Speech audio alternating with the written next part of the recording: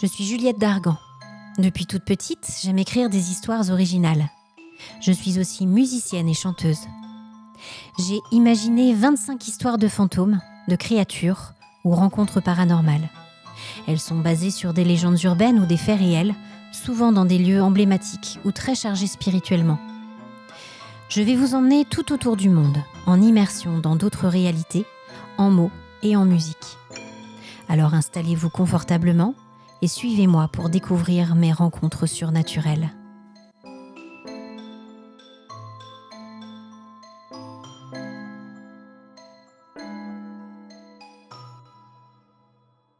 Chers amis, vous me suivez tous les mois pour découvrir une nouvelle destination dans une de mes rencontres surnaturelles.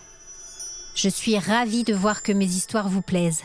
Je lis régulièrement avec bonheur vos mots d'encouragement et vos commentaires. Aujourd'hui, je fais un petit clin d'œil à 2 personnes, Fabrice le Vagabond et Alexis Toussaint, qui m'écoutent tous les deux depuis le tout premier épisode, qui, souvenez-vous, suivait le destin tragique de Susan Brown sur les petites routes de Bluebell Hill, en Angleterre. Merci à tous les deux pour votre soutien indéfectible. En préparant cet épisode, j'ai échangé avec de nombreuses personnes différentes. Toutes m'ont parlé de phénomènes étranges, de sensations dérangeantes. La blogueuse voyage Adoriana, par exemple, nous dit que, pour certains, l'endroit est tout à fait ordinaire. Pour d'autres, il est habité par des entités invisibles, voire carrément hanté. Tandis que quelques-uns le perçoivent comme un lieu magique, propice à la revitalisation, parfait pour se ressourcer. Bref, un lieu idéal pour une nouvelle rencontre surnaturelle, vous ne trouvez pas ?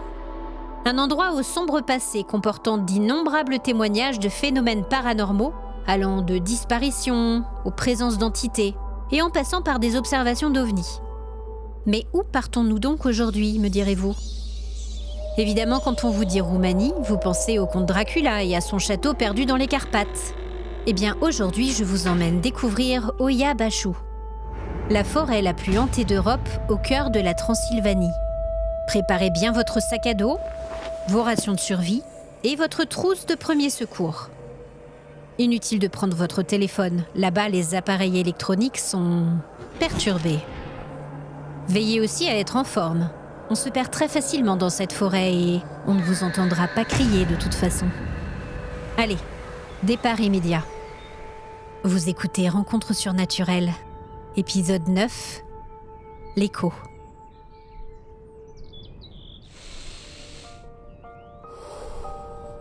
Alexandre Eisler prit une grande inspiration pour essayer de retrouver son souffle. Après avoir gravi la colline d'un pas assez rapide, il se trouvait maintenant bien fatigué par cet effort intense. Il se retourna et contempla à ses pieds la ville de Cluj-Napoca.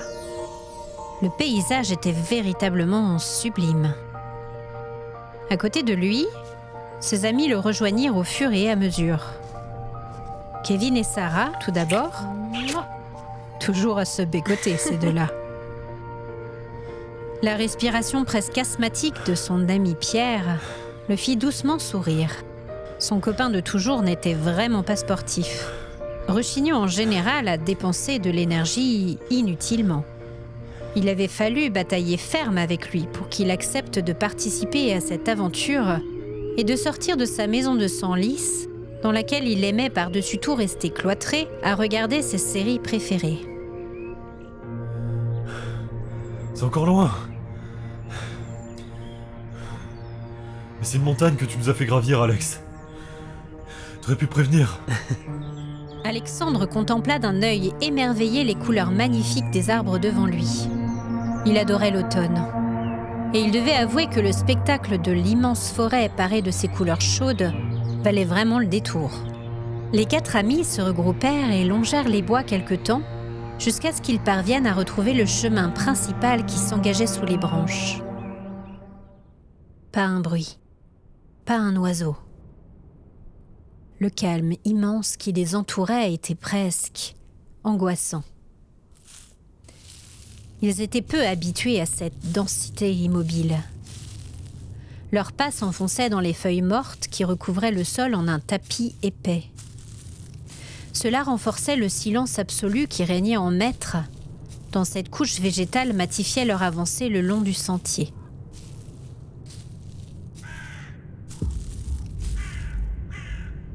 Le cœur battant, Alexandre regarda autour de lui. Il avait lu tant de récits sur la forêt de Oyabashu, ses expériences et événements étranges. Les apparitions d'ovnis, les disparitions, dont le cas de cette fillette de 10 ans qui s'était volatilisée sous les arbres pour revenir 5 ans plus tard portant les mêmes vêtements, comme si elle venait tout juste de partir.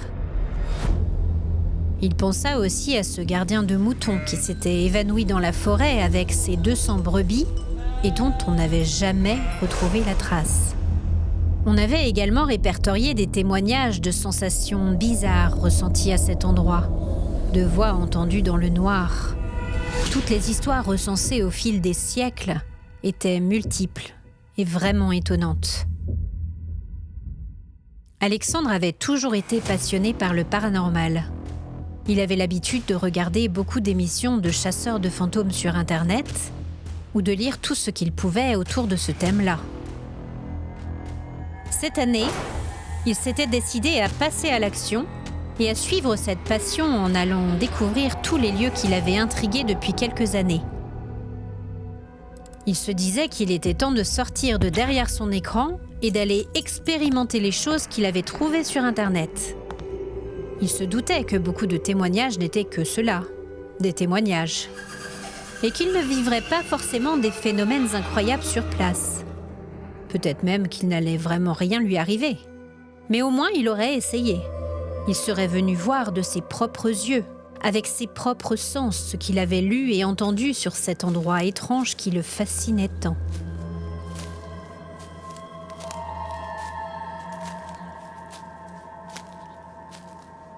Les 4 amis marchaient dans un silence religieux, essayant de se concentrer sur ce qu'ils éprouvaient. Ils avaient tous lu ces témoignages de personnes ayant fait part de maux de tête, de sensations étranges, de déjà-vu, de malaise ou d'oppression. Visiblement, dans de nombreux cas, la forêt et son sol, sans doute particulièrement chargés en courants électromagnétiques, semblaient marquer et laisser son empreinte sur les corps de ses visiteurs. Au fond d'eux, les 4 amis espéraient pouvoir vivre la même chose. Mais jusqu'ici, rien, à part ce silence très pesant qui les accompagnait depuis leur entrée sous les arbres. Alexandre, pour sa part, ne ressentait rien d'étrange ou de différent par rapport à d'habitude. À dire vrai, il se sentait même plutôt bien, apaisé. Comme si la forêt avait un effet bénéfique et tranquillisant sur ses nerfs, mis à rude épreuve tant l'euphorie du voyage avait été forte. Il jeta un œil à ses 3 amis, mais ceux-ci ne semblaient pas spécialement marqués non plus par une quelconque oppression ou inquiétude. Qu'est-ce que c'est que cet endroit ? C'est dingue, vous avez vu ça ? Au bout de plusieurs heures de marche, ils avaient fini par atteindre une section particulièrement étrange. Les arbres suivaient des formes curieuses, tordues, voire presque circulaires dans certains cas. C'était un autre des aspects de cette forêt qui était très intrigant et qui l'avait rendu célèbre. L'apparence de ces troncs qui prenaient des géométries plus qu'abstraites. Jusqu'à présent, ils avaient bien observé quelques chênes un peu penchés, mais rien de bien significatif. Et là, dans cette partie du sous-bois, ils apercevaient effectivement des arbres vraiment arrondis, comme s'ils avaient été modelés pour former des dessins à l'allure élégante. Alexandre écarquilla les yeux et regarda tout autour de lui. Il n'avait jamais rien vu de comparable. Soudain, il ressentit une sorte de frisson remonter lentement le long de sa colonne vertébrale. Il se retourna, mais il n'y avait personne derrière lui. Il était le dernier de la file et avait préféré fermer la marche pour s'assurer qu'aucun de ses amis ne se trouverait en difficulté. Il se sentait comme épié, comme si quelqu'un était dissimulé derrière les branchages et ne le quittait pas des yeux. Il secoua la tête et se décida à avancer, suivant ses compagnons pour ne pas les perdre de vue. Il n'arrivait pas à expliquer cette sensation de malaise soudain dans cette partie précise de la forêt, alors que tout lui avait semblé très calme jusqu'à présent. Ils progressèrent ainsi parmi des arbres toujours plus marqués et dessinant des formes toujours plus étranges.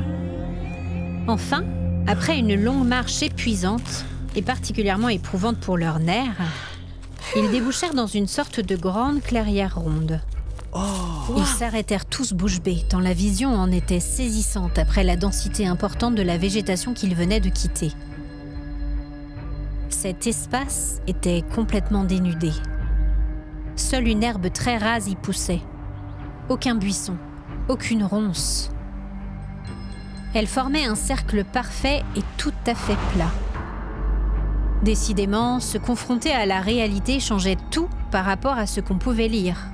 Et tout d'un coup, les observations d'OVNI au-dessus de la zone prenaient beaucoup plus de substance. Alexandre se remémora toutes les choses qu'il avait pu parcourir par le passé. C'était effectivement là où on avait recensé le plus de manifestations étranges.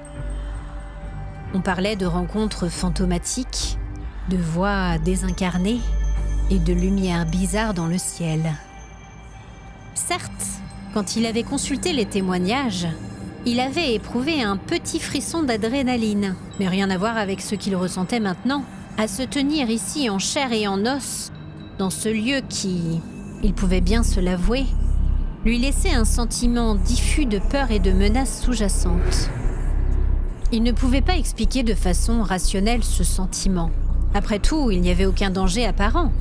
Mais il sentait une oppression, comme quelque chose qui se trouverait là, invisible et dormant, n'attendant que l'occasion de montrer ses crocs aiguisés à la lueur de la lune.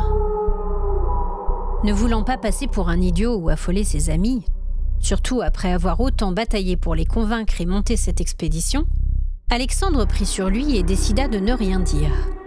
De toute façon, il était hors de question de faire demi-tour, et la nuit allait bientôt tomber. Il n'aurait jamais le temps de faire le chemin inverse avant le coucher du soleil. Il jeta un nouveau coup d'œil à ses 3 camarades qui semblaient détendus, riant tranquillement devant lui. Bon, visiblement, il était bien le seul à éprouver cette sensation étrange.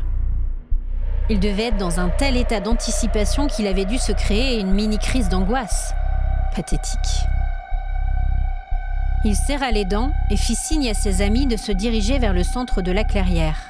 C'était leur point de chute, là où ils avaient décidé de s'installer en préparant ce trek.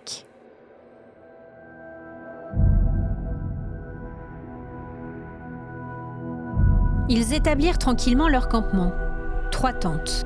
Sarah et Kevin, bien sûr, dormiraient ensemble. Il avait pris sa propre tente et Pierre avait la sienne. La nuit commençait à tomber. Le soleil se couchait tôt en cette saison presque déjà hivernale. Ils allumèrent un feu pour faire réchauffer leur dîner. La soirée se passa de façon fort sympathique autour des flammes et des braises rougeoyantes, à manger des sucreries et à boire de la bière. Kevin avait même ramené sa guitare, et ils l'observèrent avec bonheur se mettre à chanter.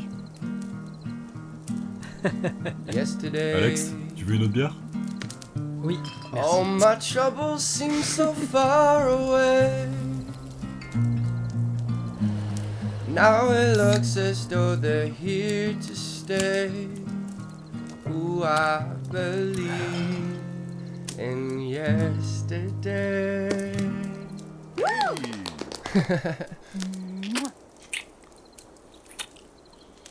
Eh, vous pourriez pas vous arrêter 2 secondes, les 2 amoureux? Je veux dire, pensez à nous autres, là, les pauvres célibataires, et respectez nos petits cœurs meurtris. Allez, à vous Pierre. Tu n'as absolument aucune envie de te mettre en couple. Ta sacro-sainte liberté est bien trop chère à tes yeux. Elle marque un point.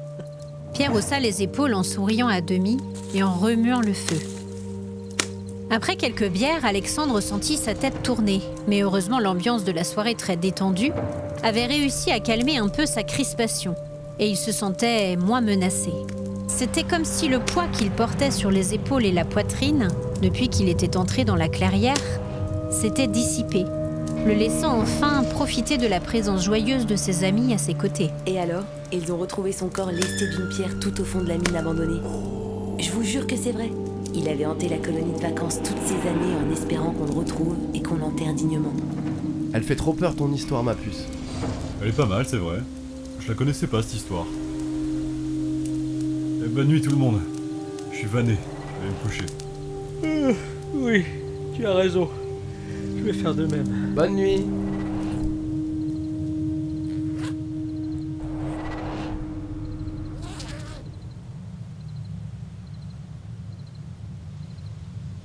Ce fut la pression brûlante dans sa vessie qui réveilla Alexandre en sursaut 2 heures plus tard.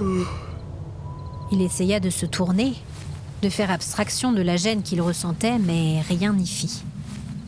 Il ne pouvait pas continuer à dormir, et il allait devoir sortir pour se soulager. Le pire des scénarios.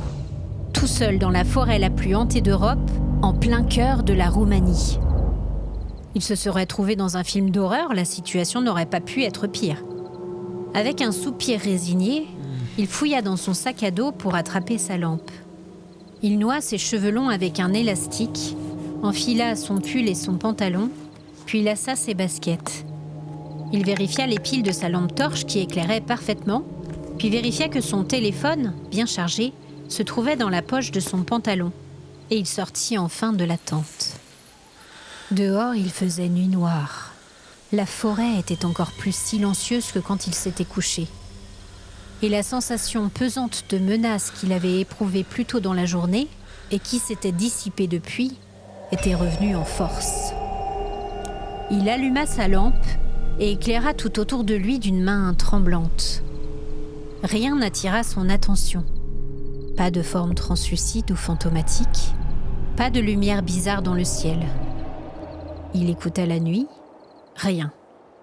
Silence pesant. Il haussa les épaules. Il devait vraiment travailler sur lui pour renforcer un peu sa résistance à l'étrange et au surnaturel s'il voulait pouvoir continuer à faire son tour d'Europe des lieux les plus hantés. Il s'éloigna doucement vers la forêt, reprenant le chemin qu'ils avaient emprunté pour venir jusqu'ici, et laissant derrière lui son campement et les tentes de ses amis. Il suivit le sentier sur une centaine de mètres, puis s'en écarta pour laisser suffisamment de distance et éviter toute rencontre inopportune avec l'un des membres du groupe au moment fatidique. Il soulagea longuement sa vessie puis retourna sur ses pas pour revenir jusqu'au sentier principal et reprendre la direction du campement. Il avait repéré dans sa tête 2 arbres tordus, un peu arrondis, et un autre presque droit, afin de s'assurer de garder des repères et de ne pas se perdre en pleine nuit dans les bois. Il s'avança sur le chemin poussiéreux et reconnut avec soulagement ses repères végétaux. Ouf, il était bien dans la bonne direction. Il continua à avancer pendant plusieurs minutes. Est-ce qu'il n'aurait pas dû parvenir jusqu'à la clairière à présent au vu du nombre de pas qu'il avait fait et de la durée de son trajet ? Devant lui, le sentier continuait toujours tout droit. Il tenta de se rassurer en se disant que la nuit, la perception de l'espace et du temps était altérée. Allez mon vieux, tu te fais des idées. La nuit, rien n'est pareil.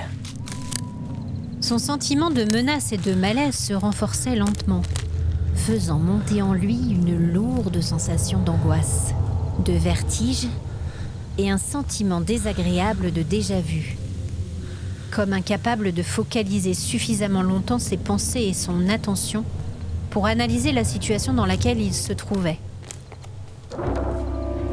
Il se retrouva au début du chemin, 2 arbres tordus, un arbre droit. Ouf, il n'était pas perdu. Il continua à suivre le chemin, la sensation de déjà-vu toujours présente en lui, tout comme l'espèce de brouillard qui avait envahi son cerveau à présent. Il aurait vraiment dû retrouver la clairière depuis longtemps maintenant. Bizarrement, cette réflexion ne l'arrêta pas. Il n'avait pas la sensation d'être perdu dans la forêt. Il devait juste marcher un peu plus loin pour atteindre le campement. 2 arbres ronds, un arbre droit. C'est bon, il n'était pas perdu. Un peu désorienté, il toucha le tronc de l'arbre se dressant sans aucune courbure pour s'assurer qu'il était bien réel, tant il avait l'impression de se trouver à côté du monde et hors de la réalité.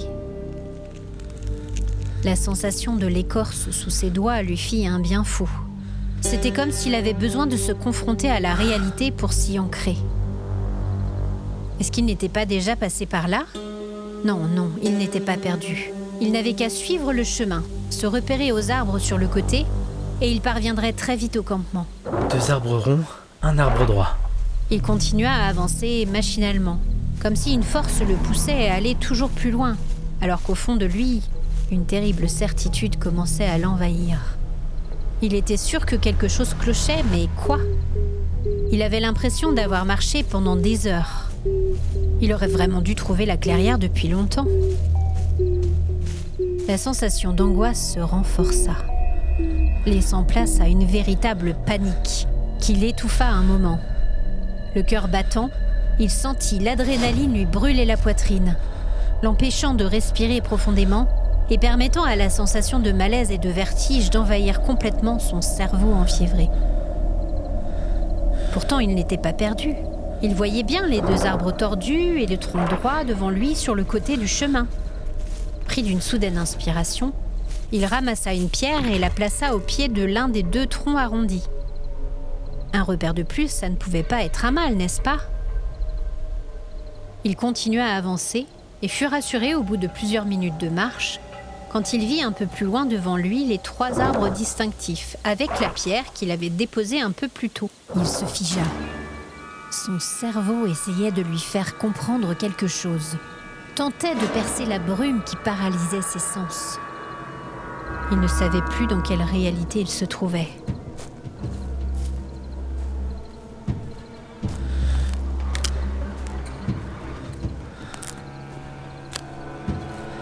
La vision des arbres et de la pierre à côté de lui semblait bien confirmer ce fait.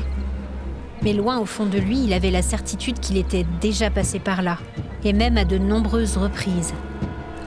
Tout lui semblait si confus, si flou, qu'il n'arrivait pas à préciser ni cette peur ni ce sentiment. 2 arbres ronds, un arbre droit, une pierre. Tout à coup, la vision de la pierre au pied de l'arbre lui transmit comme un choc mental.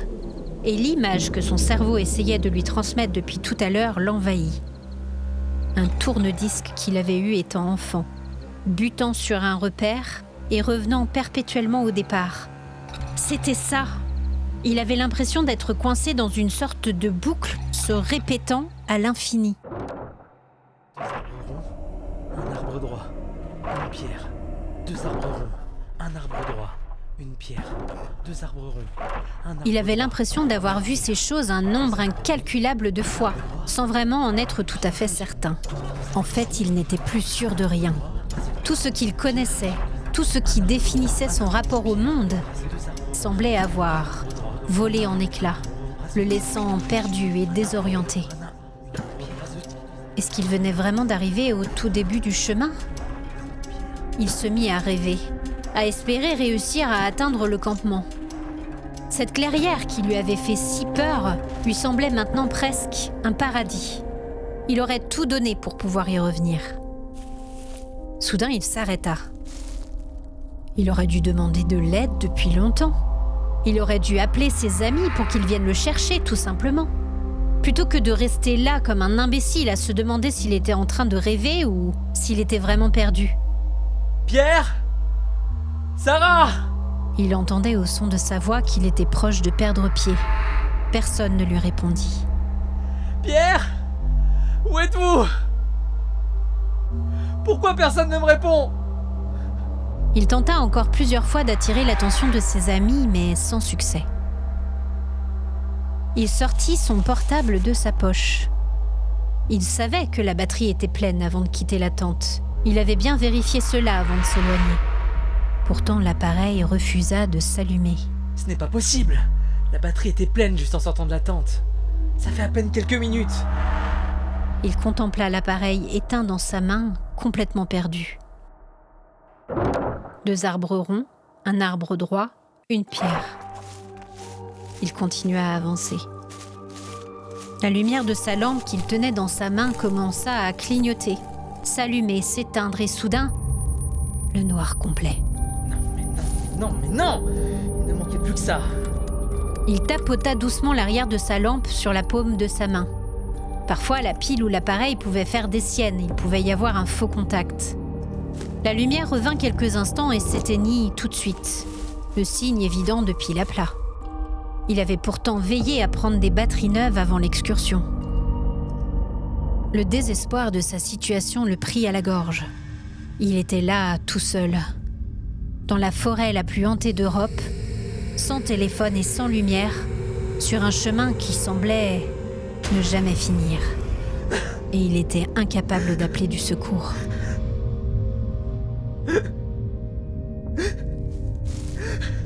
La panique l'envahit totalement et il se mit à courir le long du chemin comme si sa vie en dépendait. 100 mètres. 100 mètres seulement le séparaient de la clairière. Il avait marché tellement longtemps maintenant, il aurait même dû arriver au bout de la forêt, sortir et voir la colline qui surplombait la ville.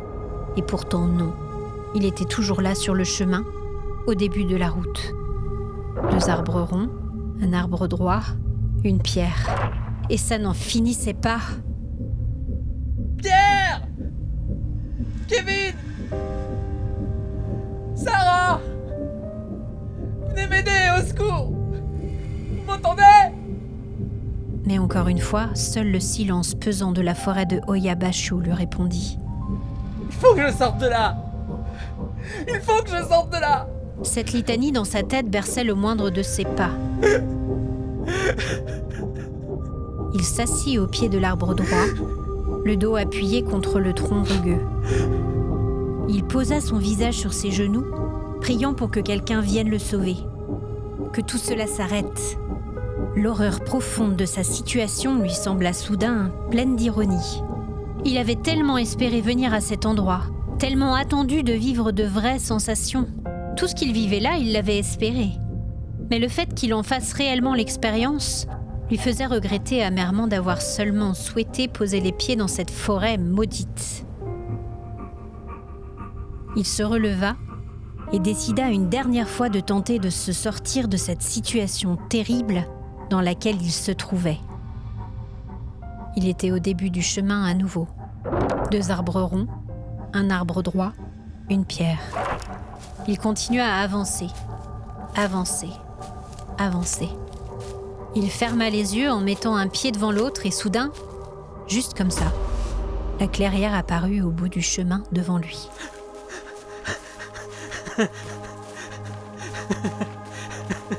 Il se rendit compte qu'il faisait jour au milieu de la clairière alors que lui était encore plongé dans l'obscurité d'une nuit sans lune là où il se tenait. Écarquillant les yeux, n'osant pas trop y croire, il avança d'un pas tremblant jusqu'au milieu de la clairière qui était vide. Le campement avait disparu. Ses amis n'étaient plus là. Sarah? Kevin? Pierre? C'est moi, je suis là. Un mouvement blanc capta son attention. Un papier agrafé à un arbre un peu plus loin devant lui semblait flotter au vent. Il s'en approcha et contempla sidéré son propre visage. L'affichette indiquait en plusieurs langues. « Avez-vous vu cet homme ?» Avec une courte description relatant sa disparition 4 ans auparavant, en pleine nuit. Les recherches désespérées menées par ses amis et sa famille pour le retrouver, mais sans succès. 4 ans. Alexandre plia le papier et le plaça dans sa poche. Il se retourna vers le chemin sur lequel il était resté bloqué pendant un temps infini. Une grosse boule enserra sa gorge. Il n'avait pas d'autre choix que de rebrousser chemin, de reprendre le sentier qui le conduirait à l'autre bout de la forêt vers la civilisation, vers ses proches qui attendaient et espéraient toujours pouvoir le revoir un jour. La forêt de Oyabashu avait fait une autre victime, un autre mystère. Il redressa les épaules et le premier pas qu'il posa fut la chose la plus difficile de toute sa vie. Mais il le fit. Il posa les pieds l'un devant l'autre vers le chemin du retour, vers le salut. Enfin, il l'espérait.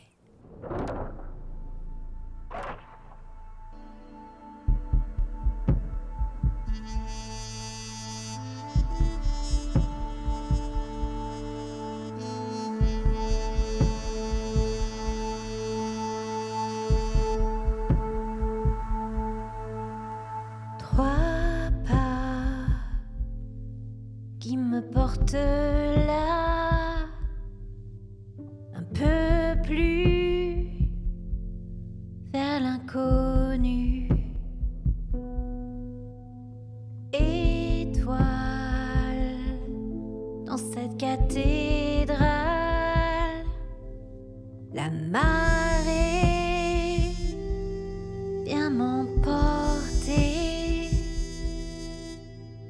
sentir pas mourir, espérer toujours avancer. Il faut dire que le temps défile pas à pas sur cette route sombre. Il faut dire que le temps ne tient qu'à un fil de soie à l'étroit. Je me sens lasse, j'ai cherché pour ne pas étouffer. À présent que coule mon sang, je surplombe ce qui est devenu le monde. Il faut dire que le temps défile pas à pas sur cette route sombre. Il faut dire que le temps ne tient qu'à un fil de soie. 3 pas, encore 3 pas, encore 3 pas, encore 3 pas, encore 3 pas, encore 3 pas, encore 3 pas, encore 3 pas, encore 3 pas, encore. Il faut dire que le temps ne tient qu'à un fil de soie. Il faut dire que le temps ne tient qu'à un fil de soie. 3 pas me portent là, un peu plus vers l'inconnu. Étoile dans cette cathédrale, la marée viendra m'emporter.